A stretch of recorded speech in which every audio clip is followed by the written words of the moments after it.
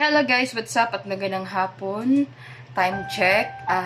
Kung hapon o morning pa ba ito kasi almost 11 na ng hapon. So ngayon guys, mga katropa, ito na yung nakatakda ng panahon mga katropa na tayo aalis na dito sa bahay na ito, dito sa kwarto na ito, dito sa aming loob ng aming kwarto ni Batang Pasaway. So, dito kami nakahiga at nakatira kami sa aming biyanan. So, kasama namin sa iisang bahay.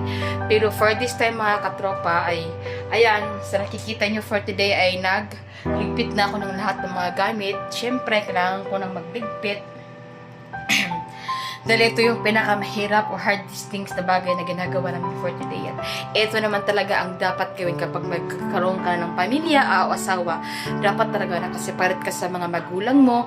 Hindi sa lahat ng oras o panahon ay nag-iisa lang kayo sa isang tahanan kasama yung binan mo. Dapat talaga marunong tayong humanap ng sarili nating atin, yung matatawag talaga na atin mga katropa niyo. So, sad things naman talaga at mga katropa dahil napakahirap talaga ng desisyon na ito. Pero ito yung dapat talaga gawin natin. Alam namin sa 6 years namin dito mga katropa, dito sa bahay namin sa aming binan, ay marami kami mga trials dito sa bahay na ito, through ups and down, sa mga panahon ng COVID, sa naghihirap talaga kami, walang-wala talaga kami pera. So kahit anong mga racket at diskarte na lang sa buhay talaga ang pinagdadaanan namin para malutas kami mga katropa. So ngayon mga katropa, itong bahay na ito, itong kwarto na ito ay marami talaga itong mga memorable, pero dapat na natin isit aside at gawin na lang natin yung memorable. Kasi nga, yung mga memorable guys sa buhay ay dapat natin pa rin i-keep, pero happy pa rin tayo kahit paano. So ganito mga katropa, no? Nag-arrange na ako, nagpipit na ako ng mga gamit na dapat ko nang ilagay kung saan siya, pero hindi pa talaga lahat. Ito pa, hanap ko pa yung iba ng malalagyan ko. At saka yung iba mga katropa ay dito sa labas ng aming bahay. Siyempre ito sa yan, lagay ko na. At saka yung mga papel na kailangan kong pagligpitin yung may mga ano tayo dyan, mga pag-ibig.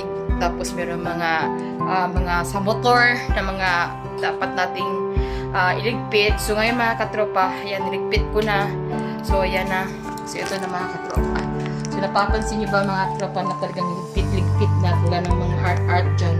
So mga katropa, no, sa 6 years namin dito sa bahay, talagang marami kami napupulutan ng mga bagay na nagbibigay sa amin ng mga lessons, learning about how to become a good wife, how to become a good husband, at paano i-build yung relationship natin na magiging strong tayo sa lahat ng mga trials sa buhay. Kahit sobrang hirap na pa mga katropa, pero pilit pa natin ipinaglalaban din. Alam natin sa sarili natin na kaya natin nagpasan. Lalo na talaga mga katropa, ang binan po namin ay isa po yan sa aming mga nagbibigay din ng mga lessons, learn kung paano itong gawin nyo, ito yung gawin nyo.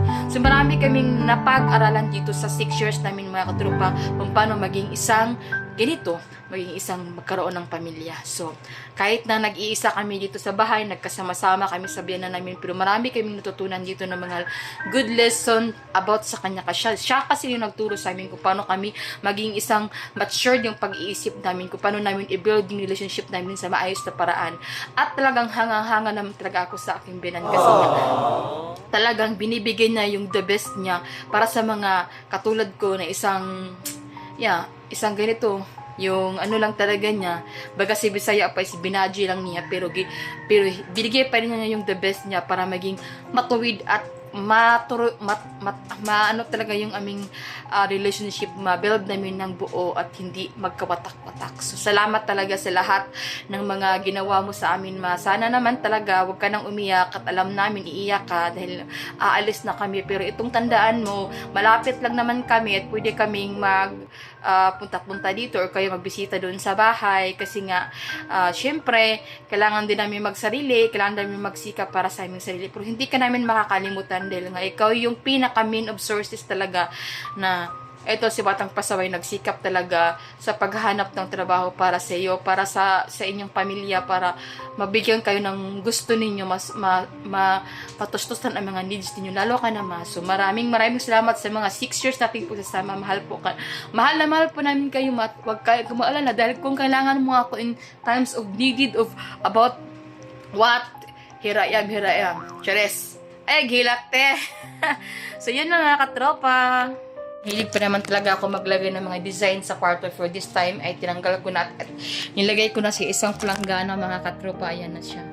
So, alam ko mga katropa na may miss namin dito yung bahay. Pero, malapit lang naman kami dito sa aming pagtitirahan mga katropa. Mga almost siguro, siguro yung, one ride lang mga katropa. Siyempre, may panahon naman din tayo makapunta dito kasi nga kailangan natin magpunta dito, kailangan din natin magpasyal dito minsan. Dapat may time pa din kayo mga katropa no, sa ating mga kabiyananan o sa mga siyempre dito sa bahay kasi nga this is the most memorable in this place mga katropa. Since hindi pa ito yung mga bahay niya mga katropa, no, hindi pa ito napaayos ni mama, yung bahay pa nung matagal pa, yung sira-sira pa yung bahay namin, dito kami nakatira, dito kami nagkaroon ng memorable talaga na grabe talaga. Pero ganun pa man mga katropa, dahil nga nagkapamilya tayo, meron tayong gusto ma-achieve sa buhay at kailangan natin gawin ito para sa ating future. So kailangan talaga natin mag-separate for this time para naman matuto tayo kung ano talaga ang buhay na kayo lang talaga magkasama ng husband mo at wala ng iba pa no. Kailangan natin i-focus yung self natin sa mga bagay na dapat nating pagtuunan talaga at syempre kailangan din natin matuto sa lahat-lahat talaga ng mga bagay. So syempre mga katropa, bilang isang babae mga katropa, ito rin naman yung hinihiling ko mga katropa na magkaroon tayo ng sarili nating bahay at bilang isang babae, happy tayo sa mga desisyon na nagawa natin sa buhay kahit paano, kahit medyo may memorable tayo sa bahay na ito, pero kailangan nating tanggapin at alam ko mga katropa, darating din ang araw mga katropa na lang lahat ng ito, hindi na naman namin ito, iaabon na, hindi naman namin ito, guys, yung tawag nito, isa-chapa na lang itong kwarto. So, ilalak pa rin namin. Kasi nga, pag may time kami dito, gusto matulog ni Batang Pasaway, kasama naman si Batang Pasaway, so pwede kami dito makatulog, mga katropa, no? So, ganun pa man, kahit sa malayo pa rin, kahit sa iba na tayong bahay makalipat, pero hindi natin makakalimutan ang pagtulong ng ating binan, mga katropa. Kaya pa man, kailangan nila ng tulong sa akin, syempre, andito lang po ako. So, yun lang muna guys yung ating upload for today. Dahil marami pa kung gagawin for today guys. At hopefully, don't forget to subscribe this YouTube channel mga katropa.